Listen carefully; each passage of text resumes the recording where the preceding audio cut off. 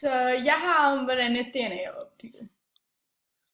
Jeg kommer ind på koden til de arvelige egenskaber, opbygningen og ændringer i DNA. Så koden til de arvelige egenskaber.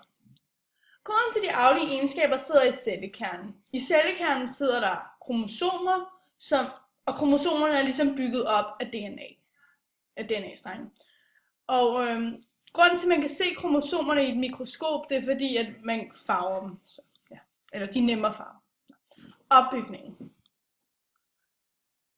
DNA-strengen er placeret i kromosomerne. DNA er 2 lange spiralstrenge, som er bygget sammen af sukker, og ligner lidt en trappe, som bare er snoret. Det kaldes en dobbeltspiral, og udover i DNA i kromosomerne har vi også andre molekyler, som man kalder kromosomets skelet. Og DNA-strengen ruller sig ligesom rundt om kromosomets skelet. Og her kan vi så se en DNA-streng, og indeni er der kromosomets skelet, og de 2 spiraler.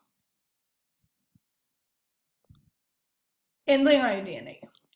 Ændringer i DNA kan ske af forskellige grunde. Der kan fx ryge noget af din DNA-streng.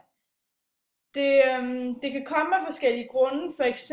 ultraviolette stråler, og det kan være af radioaktiv stråling eller UV-stråler fra solen.